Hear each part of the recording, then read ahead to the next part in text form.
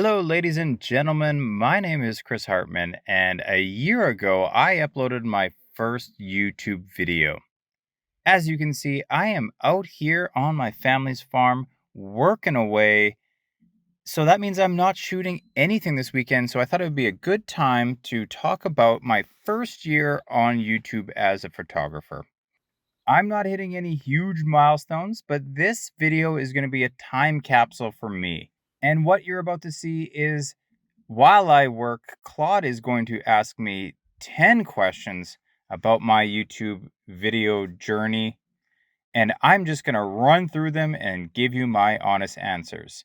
Maybe it's going to help someone just starting out. We start these questions because you might be watching this at a totally different time than when I'm making it.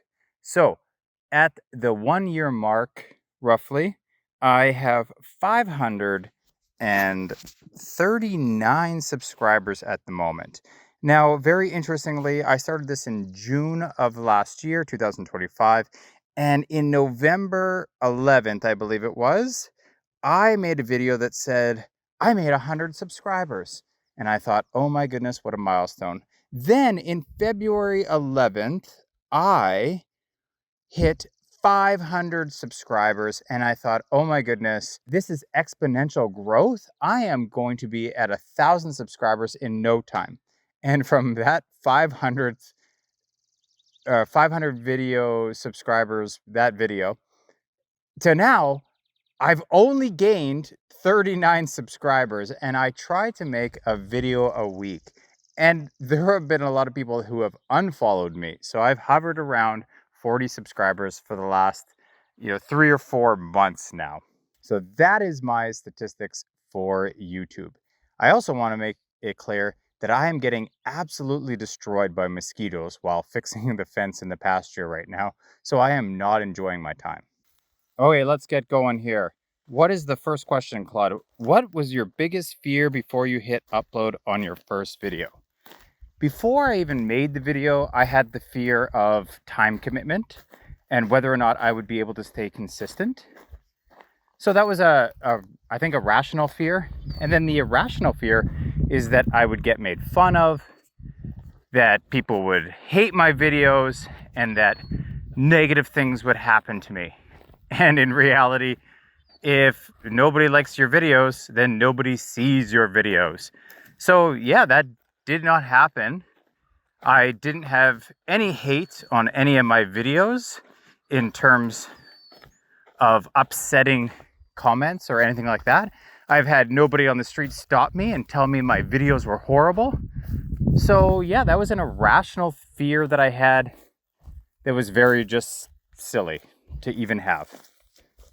Question number 2. How has making YouTube videos actually changed the way you shoot your photos? I would say not really at all in terms of how I shoot my photos, but the approach I take towards photo shoots probably has changed.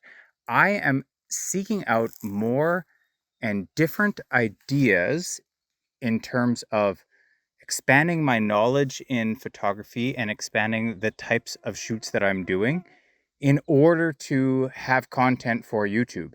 So it's kind of, they're working together in terms of I need something for YouTube, I need to do something new, I'm learning something new, I have it for YouTube, but I am also adding it to my photography repertoire. I would say that one of the main reasons I sought out working with agencies this year is one, boredom in the winter, and two, I needed content to shoot for my YouTube channel.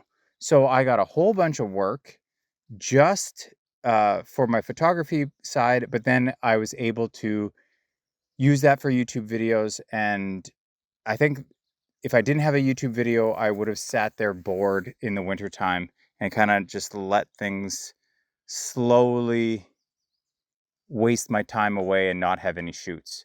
So I was busy because I sought out agencies to help my YouTube. How has YouTube impacted your photography business? Simple answer, not at all. It has done nothing for my YouTube business.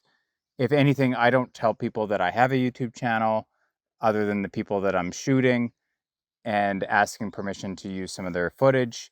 But yeah, it hasn't done anything. Nobody has found me and said, "Oh my goodness, I watch your YouTube channel and I want to book with you."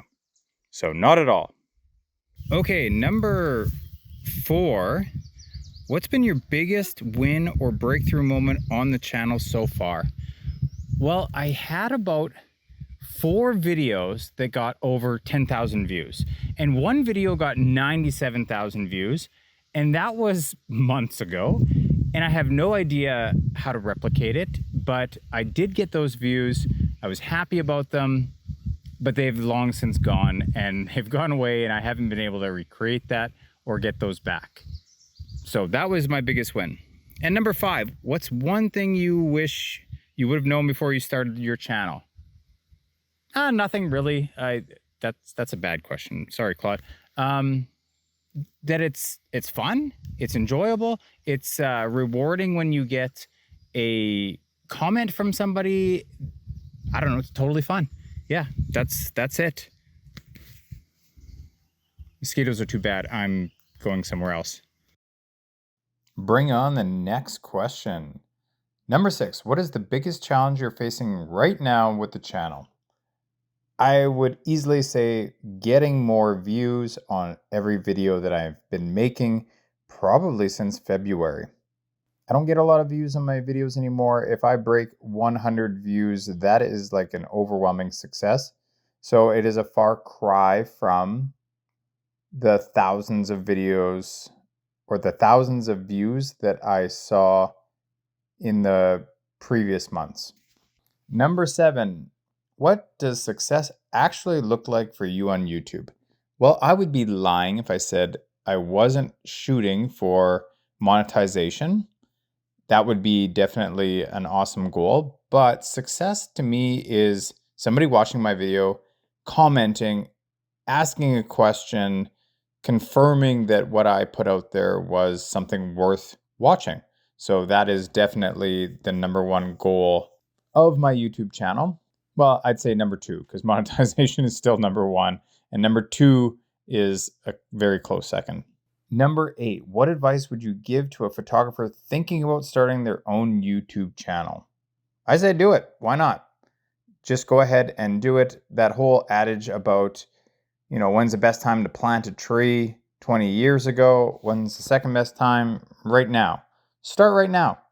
Who cares where it goes? Who cares if you get any views? Sometimes that's even better because you're just putting yourself out there. And if it sucks, then nobody watches it. Nobody sees it. Number 9, if you could do year 1 over again, what would you do differently? I would like to say probably don't make the YouTube 100 subscriber video or any kind of YouTube update video, because I think what it did was mess up the algorithm to not really know what kind of channel I have. I have mostly photography videos, and then all of a sudden I have this weird YouTube update video, and YouTube probably didn't know what my channel was about. I know that this video right here is probably not good for my channel, but I really want it for an archive, just a piece of time in which my channel has lived, and I don't care about the algorithm for this one. And lastly, number 10, what is the one thing you want your audience to know about you as a photographer or a creator? Well, I would say that I'm a photographer first, and the creator side is definitely an adventure that I've been going on. I want you to know that I feel like I'm very honest and genuine about what works and what doesn't. I don't think I have any ego to think that I'm the world's greatest photographer, and I know that I'm not the world's greatest YouTuber. I'm trying to learn. I don't have all the answers. I don't think anybody expects me to have any or all of the answers. I just want to try to help somebody. And I really enjoy it. I like building the community. So that's year 1. It's been an awesome adventure. If you're thinking about starting a channel, just start. You're already doing the work anyway. Thanks for being here. My name is Chris Hartman. I usually make videos about my photography journey, on portraits, high school grads, all those things in between that kind of topic. If you like this video, consider subscribing, or even better yet, just watch some of my other videos. Have a great week.